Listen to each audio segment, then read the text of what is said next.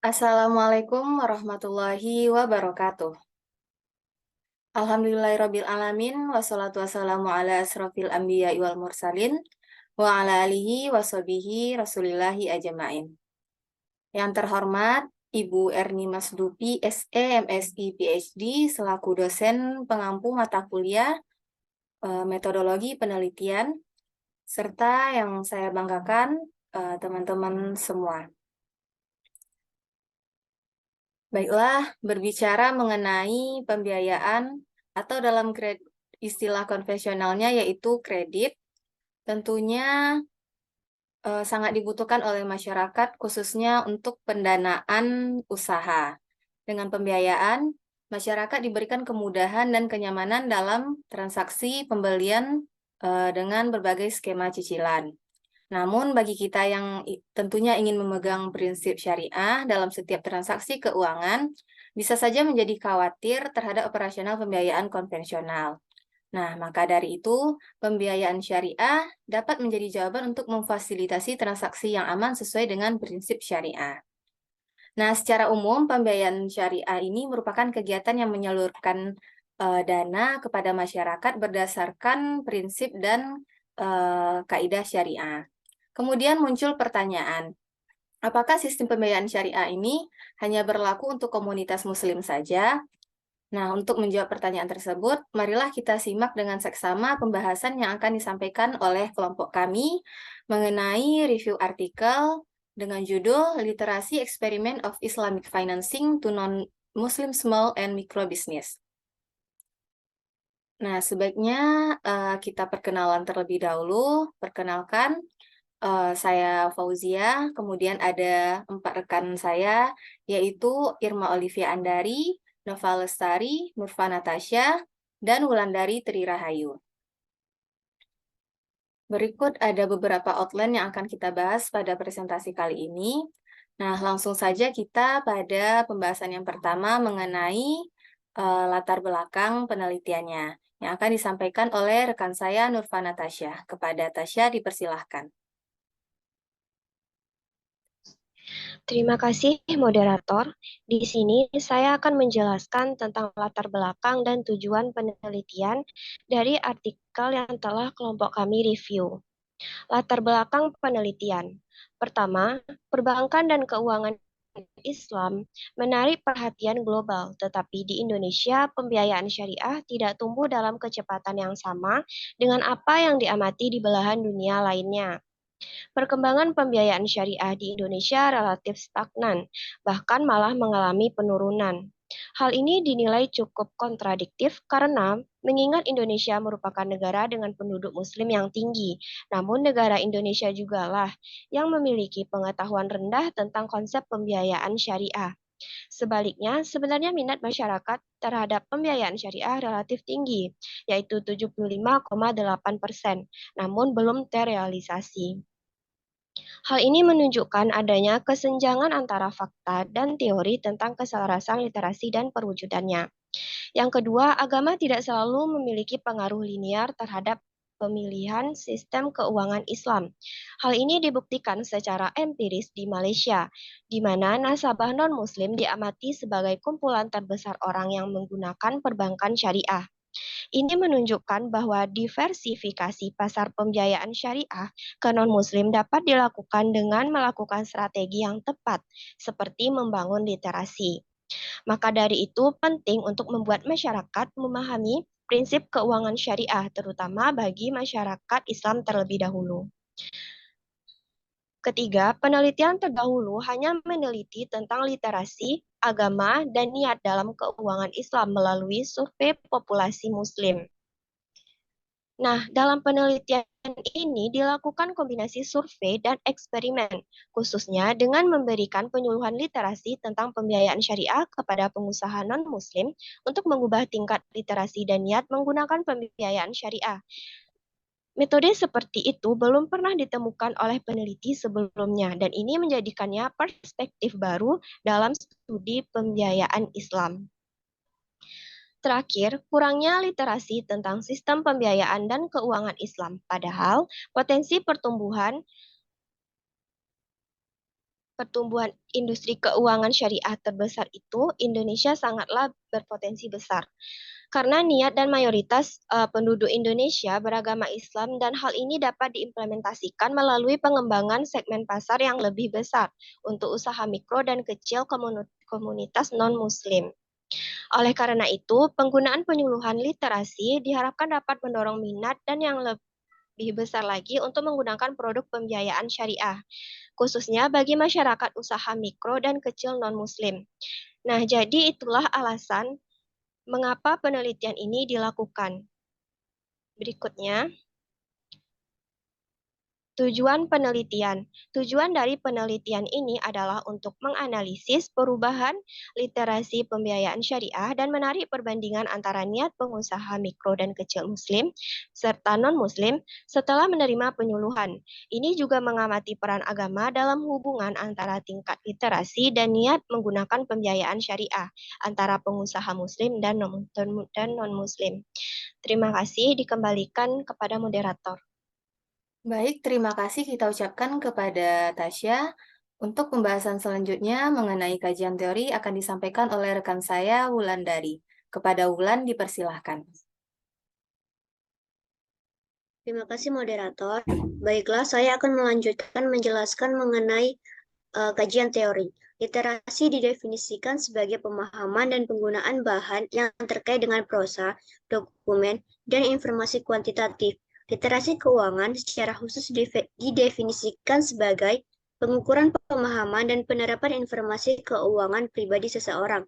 Berdasarkan definisi literasi keuangan dan pembiayaan syariah, konsep tersebut didefinisikan dalam penelitian ini sebagai memiliki pengetahuan dan keterampilan untuk memahami dan memanfaatkan dan mengakses beberapa produk dan layanan pembiayaan berbasis syariah.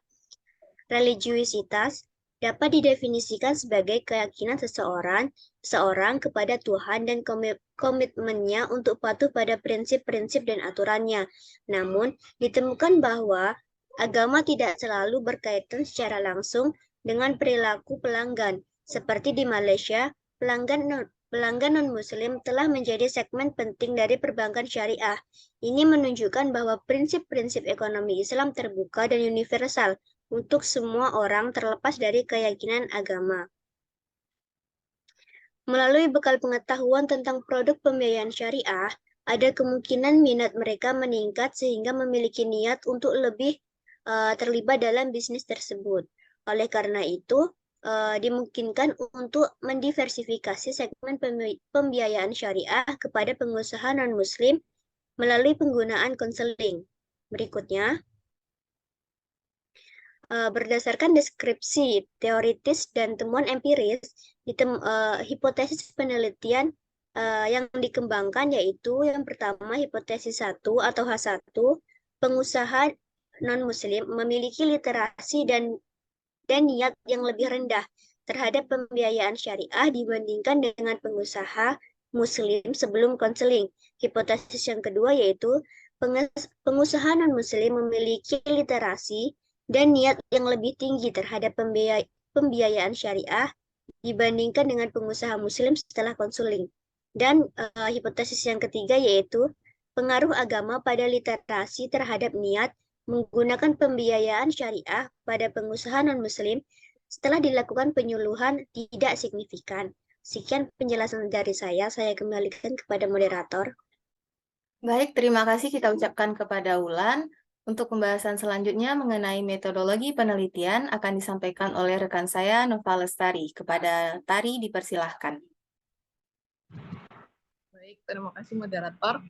Saya akan menyampaikan mengenai metodologi penelitian yang ada pada artikel ini. Variabel penelitian yang ada yaitu variabel independen, yang pada penelitian ini adalah literasi pembiayaan syariah, serta variabel dependennya adalah niat. Sedangkan variabel kontrol meliputi agama yang dibagi menjadi pengusaha Muslim dan pengusaha non-Muslim.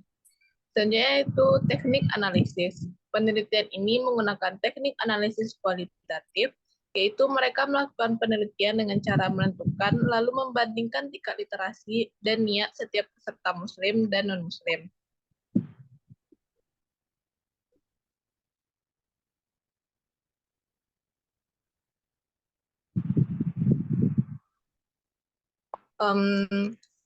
data dikumpulkan dengan kuesioner yang diukur dengan skala Likert digunakan dengan jangkar dari 1 yang diartikan sangat buruk hingga 5 yaitu sangat baik. Skala ini diolah dan diuji dengan ANCOVA dan analisis regresi hierarki yang ternyata memiliki validitas dan reliabilitas yang baik. Pengujian tersebut dilakukan untuk menguji pengaruh literasi pada niat dan dikendalikan oleh agama. Penelitian juga melibatkan eksperimen konseling yang digunakan untuk peserta non-muslim, di mana di dalamnya tercakup pengetahuan dasar pembiayaan syariah. Selanjutnya itu populasi dan sampel.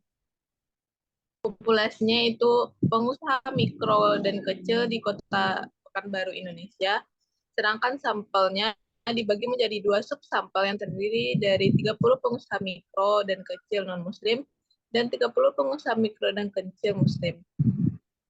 Jenis dan sumber data yang digunakan pada penelitian ini adalah data primer yang dikumpulkan melalui kuesioner.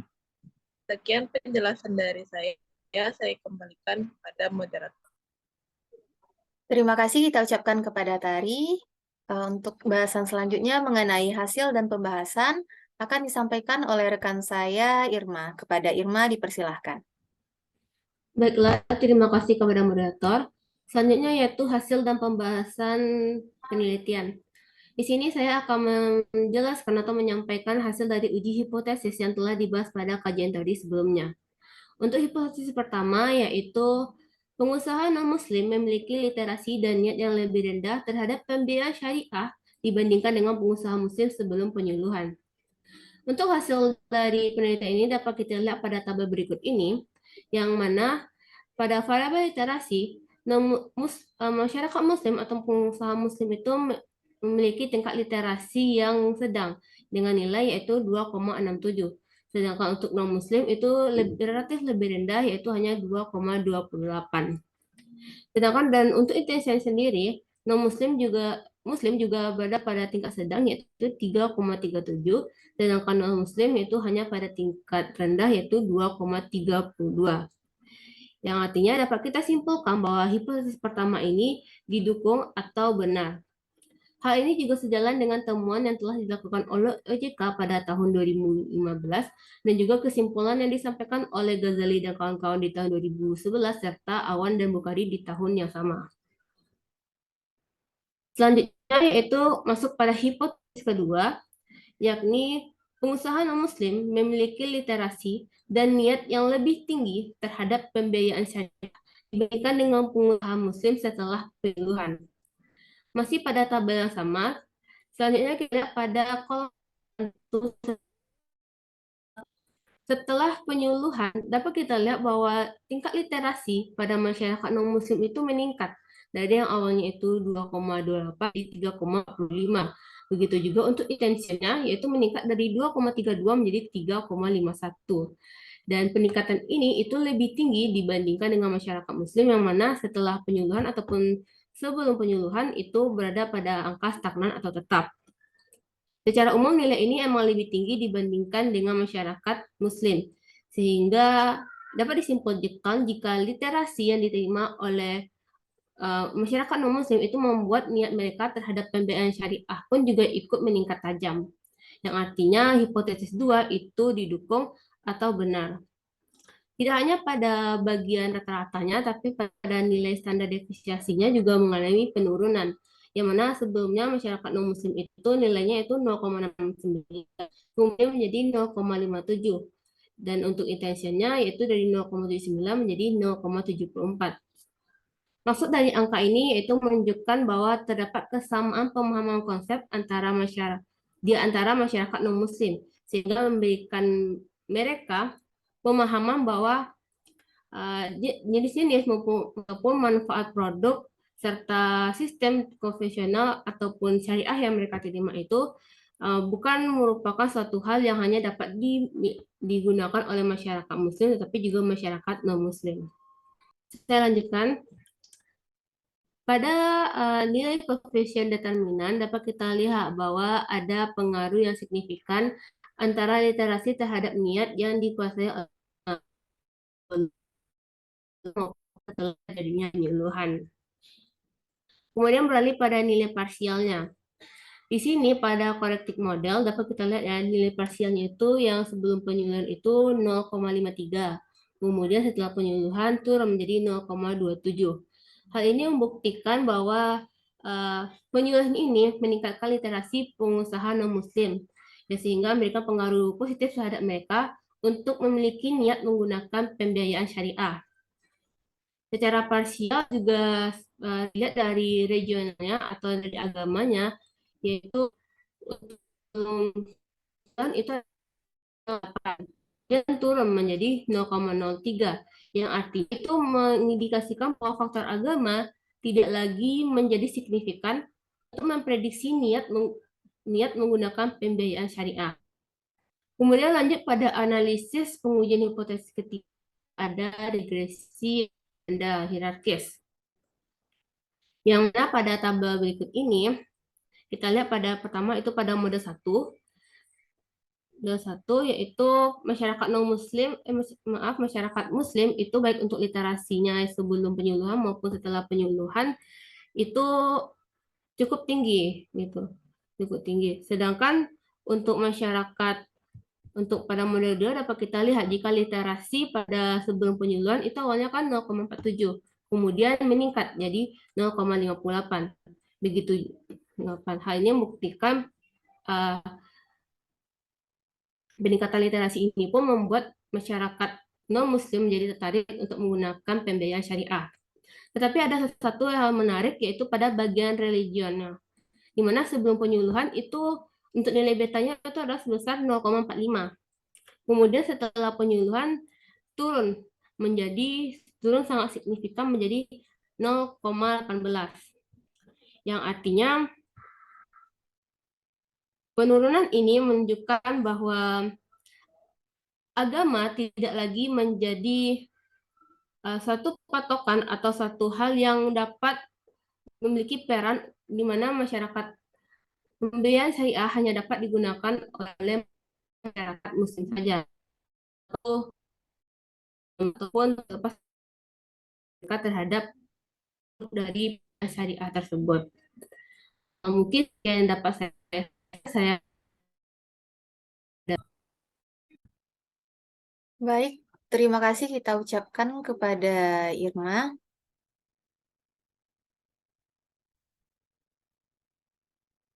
Nah, selanjutnya bagian terakhir yaitu mengenai kesimpulan. Studi ini mengungkapkan bahwa jika pengusaha mikro dan kecil diberikan penyuluhan literasi yang memadai dan tepat mengenai konsep tersebut, niat mereka untuk menggunakan produk pembiayaan syariah dapat meningkat secara signifikan. Hal ini mengisyaratkan bahwa terlepas dari pernyataan bahwa pembiayaan syariah secara historis terkait dengan Islam, pembiayaan syariah juga dapat dinikmati oleh masyarakat non-muslim karena manfaat finansial yang mereka tawarkan. Temuan-temuan ini memvalidasi bahwa tujuan Islam dalam setiap aspeknya adalah untuk memberkati seluruh alam semesta atau seperti yang dikatakan oleh umat Islam, yaitu rahmatan lil alamin. Nah, studi ini memastikan bahwa setelah pengusaha non-muslim melewati literasi konseling, faktor agama tidak lagi relevan dalam mempengaruhi niat mereka untuk menggunakan pembiayaan syariah. Oleh karena itu, kesalahpahaman bahwa pembiayaan syariah hanya untuk umat Islam harus dihilangkan dengan memberikan pengetahuan yang memadai kepada masyarakat non-muslim. Lebih jauh lagi, pada pengusaha mikro dan kecil di komunitas-komunitas ini tidak akan ragu lagi untuk menggunakan sistem ini karena mereka telah memahami bahwa ini tidak ada hubungannya dengan agama sama sekali. Nah, sekian presentasi dari kelompok kami. Terima kasih atas segala perhatiannya dan mohon maaf atas segala kekurangan. Mungkin untuk di akhir ada quotes dari E.S. Ito mengenai tugas peneliti adalah mengungkap rahasia dengan metode. Sekian dari kami, terima kasih. Wassalamualaikum warahmatullahi wabarakatuh.